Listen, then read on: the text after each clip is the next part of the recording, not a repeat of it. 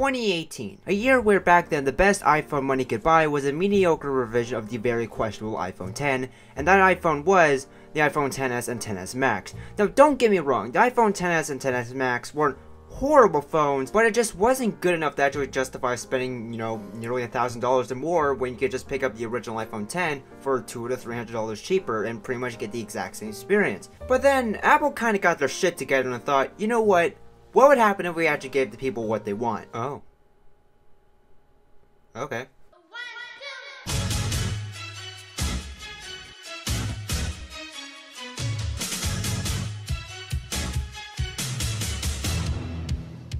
So, yeah, in 2018, Apple finally kind of listened to what the people always wanted, a cheaper iPhone that doesn't have all the fancy bells and whistles that their main flagship has. So, what they did was made a slightly bigger iPhone 10 with one less camera, a cheaper display, and bigger bezels, and sure enough, everyone loved it. It was pretty much exactly what everyone wanted the iPhone to be, a premium feeling iPhone that doesn't cost the same amount as 1,000 instant ramens. I swear to God, I'm never gonna stop mentioning instant ramen, god damn it. And that iPhone was the iPhone XR, costing at $700, and everyone just freaking loved it. It was pretty much exactly what everyone wanted. So, yeah, after the iPhone XR's release, surely Apple has to make the next gen iPhone even better, and sure enough, they did.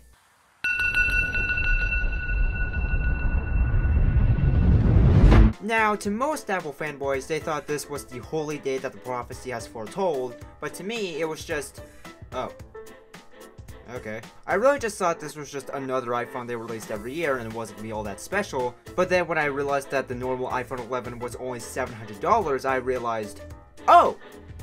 Okay, that singular 3-digit number instead of being a 4-digit number just made the iPhone 11 so much different. Because, I mean, an iPhone that is clearly better than the iPhone they released only a year ago, and it's even cheaper, is Apple okay? Tim, are you okay? Tim, are you okay? What did they do to you? You don't come to your senses like this. What happened to you? Okay, but in all seriousness, the fact that Apple made the iPhone 11 $50 cheaper than the original iPhone XR, it shows that Apple is confident enough to be willing to lose literal millions of dollars because they know if they make it cheaper, more people are willing to buy it. And it worked. So, the question that no one really asked is, well, is the iPhone 11 still good after being nearly a year old? Short answer, yeah. I mean, honestly, I really didn't know what you were expecting. Generally, just because something isn't brand new doesn't mean it's still not as good. I mean, the iPhone is still rocking the Apple A13 Bionic CPU, 4GB of RAM, a 4-core GPU, 64, 128, or 256 gigs of storage, which at the time of recording this video, which is September 19th, 2020, is still one of the most powerful phones on the market, if not the most powerful, with a Geekbench score of... crap, what is this? A 1324 single core score, a 3184 multi-core score, and a 6180 metal score, which, I really have no idea what in context this means, but I'm just gonna assume it's pretty damn powerful. And that power does show. I mean, being in iOS 14 is just a breeze, app loading times is pretty much non-existent, web browsing is a breeze, and that 4GB of RAM, I can have as many cultured anime tabs as I want. Does he mean hentai? Moving on, playing games on this thing is nothing. Games like Minecraft, Among Us, Arknights, games like those were completely fine, and hell, I can even play GameCube games at 1080p with next to no stutters on this thing. I mean, to be granted, the emulator I'm using is not the greatest, but I mean, hey, the iPhone 11 is able to handle it. Now, moving on to the design of the iPhone 11, well, it's an iPhone. Well, I mean, what else did you expect? I mean, it's more or less the exact same size and shape as the iPhone XR, apart from the camera bump, but I mean, it's pretty much exactly the same design-wise to the iPhone XR. Having that very sleek and modern design with a well-built, sturdy aluminum glass design that just screams Apple, having a 6.1-inch liquid retina display that's still not 1080p, but I mean, hey, it's still a pretty good display for the normal everyday person. The glossy back does give me some anxiety every time I take off my $3 case, but it still does give off that premium Apple vibe, so... still not worth it. It still also has your standard power button, your volume up and down rocker, and oh shit, that's all the buttons the iPhone 11 has. Oh shit.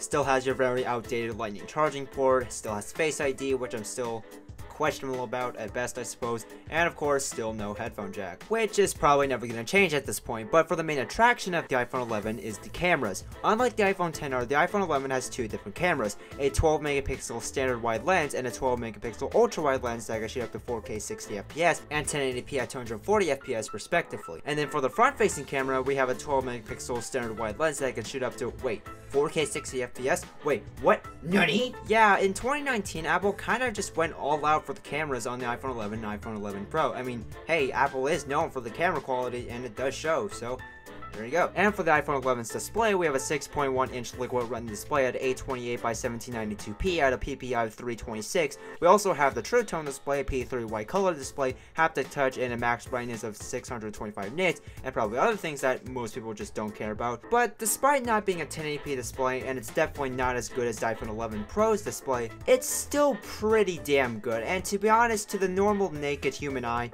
you're realistically not going to tell the difference, to be honest, so it's really not that bad. So for $700, the iPhone 11 was pretty damn good. Hell, I would even call it amazing. But to be honest, most people are probably just not going to worry about that and just go for the $400 iPhone SE because, I mean, most people don't need Face ID. You don't need the quote-unquote bezel-less display. You don't need the extra cameras. You don't need whatever else the iPhone 11 has over the iPhone SE. You don't need all of that.